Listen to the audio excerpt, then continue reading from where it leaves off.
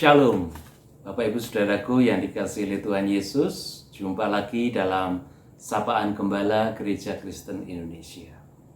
Hari ini firman Tuhan akan dibacakan di dalam surat Paulus kepada jemaat di Galatia, pasal 6 ayat 2. Bertolong-tolonganlah menanggung bebanmu, demikianlah kamu memenuhi hukum Kristus. Bapak Ibu Saudaraku, belum lama ini sebuah rumah makan cepat saji yang terkenal di dunia menyampaikan pesan yang tidak biasa melalui akun media sosialnya.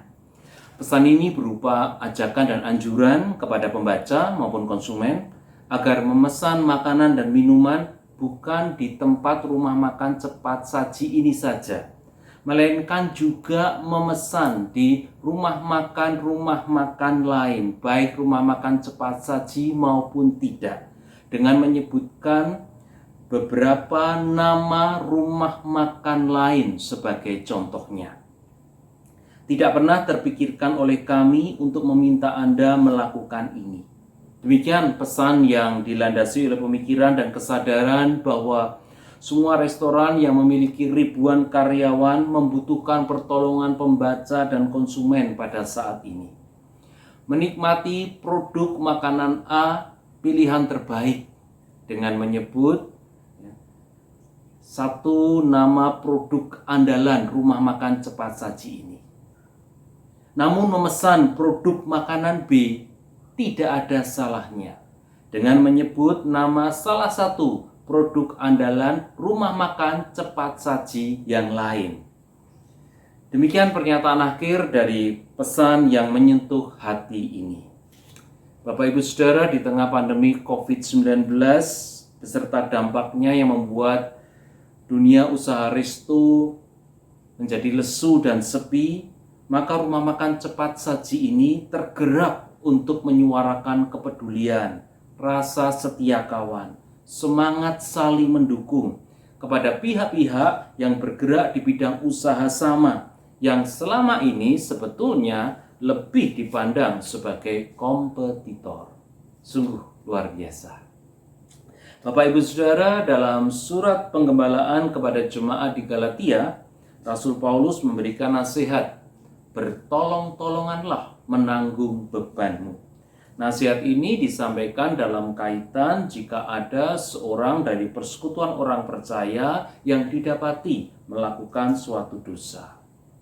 Kata bebanmu ini menunjukkan suatu bobot yang berat dan juga celaan yang turut ditanggung oleh semua orang percaya jika salah seorang darinya jatuh dalam dosa.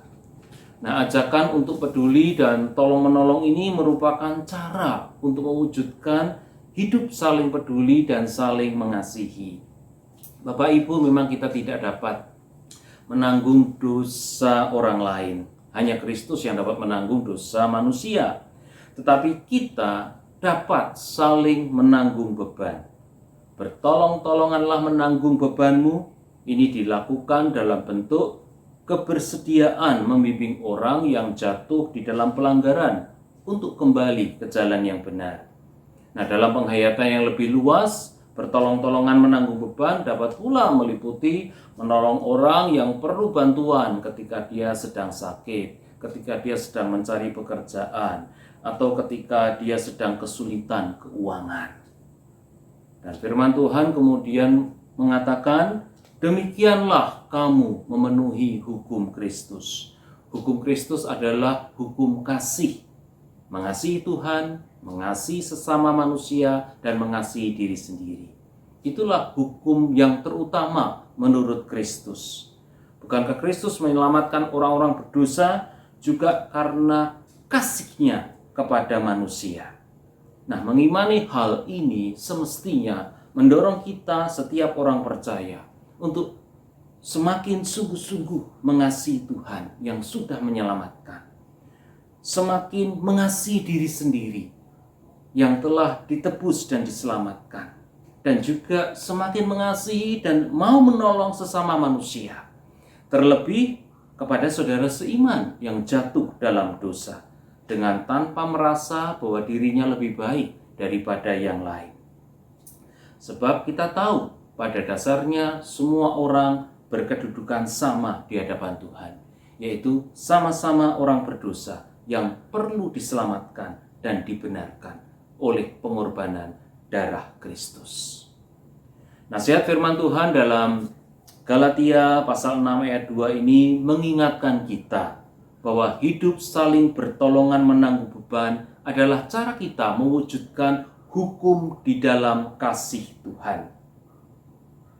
Pandemi COVID-19 selain membuat banyak orang terjangkiti virus corona, maka juga memberi dampak sama pada banyak orang, termasuk orang-orang Kristen, yaitu banyak orang Kristen yang terkena PHK atau usaha bisnisnya terancam gulung tikar, banyak rumah tangga Kristen yang terguncang sosial ekonominya, dan ini berimbas pada krisis lain seperti terjadi krisis keharmonisan rumah tangga, KDRT juga semakin meningkat. Pandemi COVID-19 juga memberi dampak pada banyak perusahaan, industri usaha, termasuk gereja. Sepertinya hampir setiap gereja mengalami penurunan dalam penerimaan persembahan, meskipun biaya pengeluaran juga berkurang banyak karena tidak sedikit program pelayanan yang kemudian ditunda atau dilaksanakan secara daring.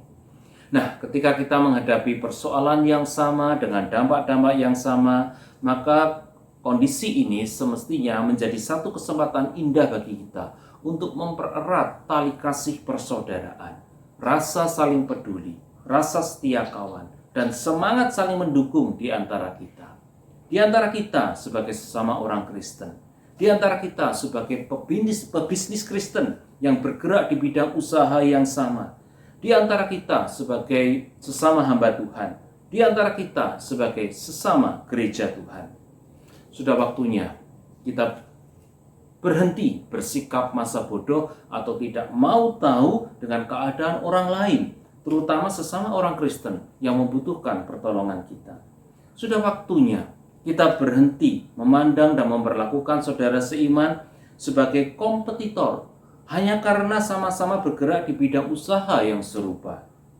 Demikian pula, sudah waktunya kita berhenti saling mencibir, saling menyindir terhadap gereja lain hanya karena berbeda denominasi. Mereka yang bergerak di bidang usaha sekuler sudah memberikan satu contoh yang sangat terpuji dan menyentuh hati. Maka terlebih lagi kita yang adalah satu di dalam Kristus Yesus dan telah menjadi anak-anak Tuhan karena iman di dalam Yesus Kristus, sudah menjadi keharusan bagi kita untuk memberikan kesaksian kehidupan yang menonjolkan kasih persaudaraan, kepedulian, solidaritas, terutama di tengah masa sulit akibat pandemi seperti sekarang ini. Jadi Bapak Ibu Saudaraku, mari bertolong-tolonganlah menanggung beban kita.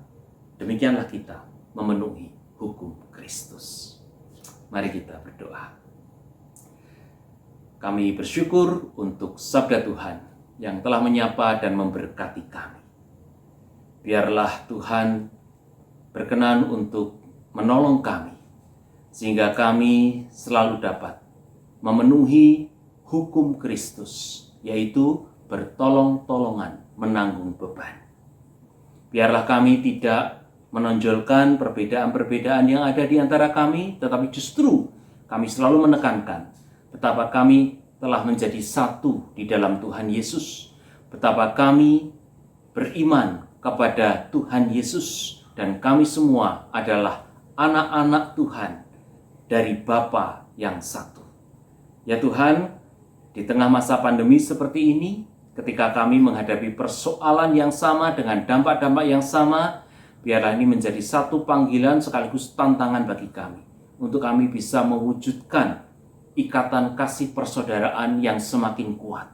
Biarlah kami semakin bisa menunjukkan rasa saling peduli, rasa setia kawan, semangat saling mendukung, dan tentu semangat saling menolong. Terima kasih Tuhan, kami bersyukur di dalam nama Tuhan Yesus. Amin. Tuhan Yesus Kristus memberkati Bapak, Ibu, dan Saudara. Salam saya, Yosafat Kristono, GKI Diponegoro, Surabaya.